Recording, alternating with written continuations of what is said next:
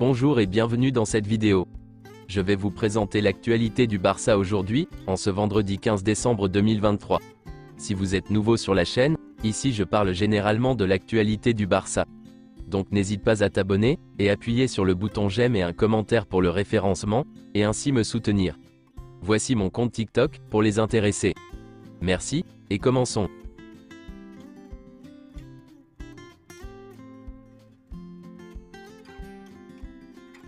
Trois jours après sa défaite devant Girona en Liga, le FC Barcelone ne s'est pas relevé ce mercredi en Ligue des Champions.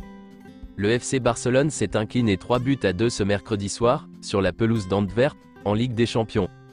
Voici quelques déclarations de Xavi après le match. Nous devons être critiques et essayer de nous améliorer. Nous ne sommes pas dans une bonne passe, mais cela continue. Nous n'avons pas été bons. Nous traversons une mauvaise passe, mais le plus important, c'est que nous sommes arrivés en tête du groupe. Je suis inquiet, c'est normal. L'équipe n'est pas à l'aise, et nous sortons de 2 défaites. Nous devons nous améliorer et nous critiquer. Nous recevons beaucoup d'occasions et nous avons du mal à en créer. Je n'aime pas dire du mal publiquement du niveau des joueurs individuels, cette question reste interne. Mais ils devraient avoir plus confiance en eux. Les erreurs individuelles nous ont coûté des buts. Il faut donner confiance à Oriol Romeu et l'encourager. La saison a bien commencé, mais aujourd'hui ce n'était pas la soirée d'Oriol Romeu, comme toute l'équipe, mais il a le niveau. Nous devons nous rappeler d'où nous venons et être heureux aujourd'hui, même si nous n'avons pas passé une bonne soirée. Les sentiments ne sont pas bons. Nous devons nous critiquer, mais le premier objectif était de se qualifier pour le 2e tour et il a été atteint. Je suis heureux que nous nous soyons qualifiés à la première place. C'est une question de confiance. La pression de jouer pour le Barça est souvent perceptible, ce maillot est lourd. Tout cela changera si nous gagnons samedi à Valence. Les mauvais sentiments peuvent être à l'extérieur, mais rien à l'intérieur. Au sein du club, tout va bien. La décision concernant la liste des joueurs a été prise d'un commun accord. Lewandowski et Gundogan m'ont dit qu'ils allaient bien, et qu'ils voulaient rester dans l'équipe. La décision était de notre ressort, nous sommes le club. Ce n'est pas que je sois dans une mauvaise situation. De jeunes joueurs ont fait leur début aujourd'hui, mais nous devons nous améliorer et faire notre autocritique. La défaite qui nous fait mal est celle de dimanche à Girona, pas celle-là. Nous sommes en 8e de finale de Ligue des Champions après 2 ans.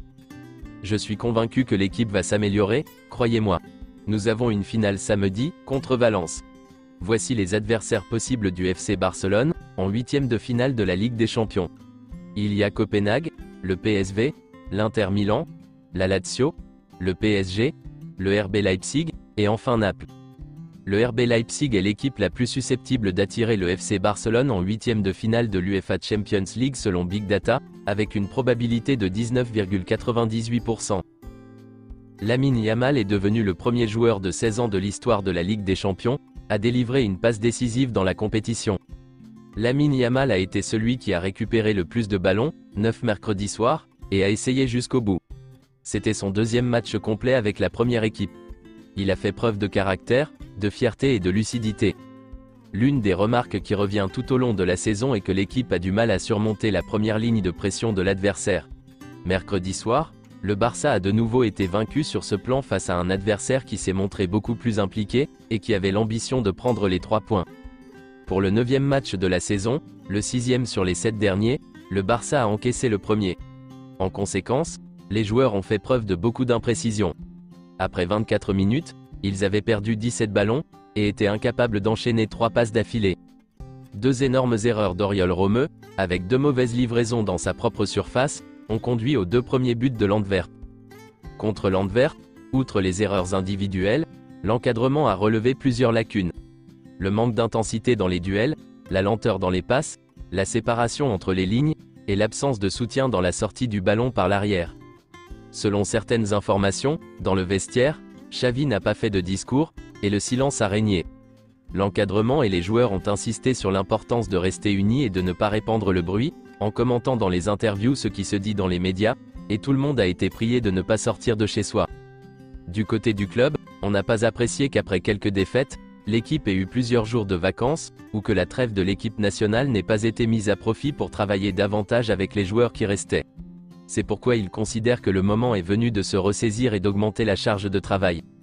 La confiance en Xavi reste intacte, mais le club considère que le moment est venu de faire un pas en avant dans la demande, surtout, parce que l'équipe aspire encore à tout gagner, et par conséquent, il est encore temps de rectifier les choses.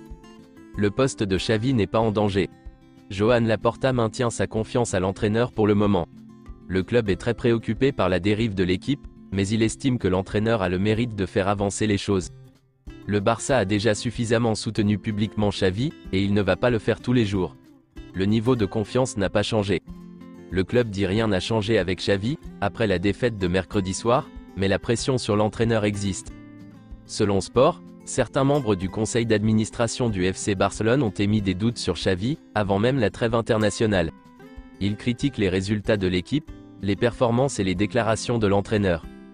Bien que certains membres du conseil d'administration aient des doutes sur Xavi, le président Laporta est son plus grand défenseur au sein du club. Le président estime qu'en temps de crise, il vaut mieux être uni. Le match à Mestalla doit être un tournant pour terminer l'année dans des conditions raisonnables. À partir de là, vient un mois de janvier vraiment décisif pour l'avenir du projet. Joan Laporta attend que le bien du club se produise comme l'année dernière, et qu'il reprenne confiance. Sinon, c'est un avenir très sombre qui s'annonce. La semaine prochaine aura lieu une importante réunion avec un fonds d'investissement arabe, et un fonds d'investissement mexicain, pour tenter de parvenir à un accord définitif pour la vente totale de 49% de Barça Studio. Cet accord impliquerait le versement de 30 millions d'euros à l'entreprise, ce qui constituerait une impulsion économique vitale pour le club. En janvier, avec des titres comme la Supercoupe et la Coupe du Roi déjà en jeu, la situation de l'équipe sera évaluée, et l'on espère que tout sera inversé par rapport à la situation actuelle. Selon les informations de Sport, il n'y a pas eu de problème entre Frenkie de Jong et Deco. Ils ont eu une conversation téléphonique amicale de nature purement informative, au cours de laquelle le joueur a dit à Deco qu'il souffrait de fièvre, et qu'il ne pouvait pas se rendre en Belgique. Deco a compris, et a demandé au joueur de rester en contact avec les médecins pour plus de soins. L'entourage de Frenkie de Jong a démenti tout incident avec Deco, et assure que les informations qui circulent sont des fake news. Voici une déclaration d'Ali Dursun, l'agent de Frenkie de Jong. Frenkie s'est faussement déclaré malade? C'est une fausse nouvelle. C'est la plus grosse absurdité qui a été publiée autour de Frenkie depuis des lustres. Le joueur est tout simplement malade. Il présente des symptômes de fièvre, et n'a pas pu voyager et jouer. Ce garçon est un professionnel dans l'âme. Ne vous fiez pas à la réputation de Frenkie, car il est toujours à la hauteur. Il n'y a pas eu de cri au téléphone, comme on le prétend, il n'y a pas de point d'interrogation. Il n'y a pas de point d'interrogation. Les choses sont maintenant créées de manière erronée. La relation avec Deco est tout simplement bonne et stable. Le Barça n'exclut plus de signer des joueurs en janvier, s'il y a une marge salariale. La vente des studios du Barça ou le départ d'un joueur au mercato d'hiver est déterminant. Le club envisagerait de recruter un milieu de terrain. Le FC Barcelone s'est renseigné sur Florian Wirtz. L'objectif du joueur et de son camp est de rester au Bayer Leverkusen la saison prochaine, et d'expérimenter la Ligue des Champions avant de passer à l'étape suivante de sa carrière. Le club s'inquiète de la situation de Lewandowski. Ils ne comprennent pas ce qui se passe avec le joueur. Et selon un journaliste du média El Chiringuito TV, l'idée du FC Barcelone est de vendre Lewandowski cet été, et de se débarrasser de son salaire. Vitor Roque sera le 9 titulaire la saison prochaine. C'est tout pour aujourd'hui, et merci d'avoir suivi la vidéo. Mettez un j'aime si la vidéo vous a plu, et aussi un commentaire en donnant vos avis, et abonnez-vous pour ne pas manquer les prochaines vidéos. Merci, et à bientôt.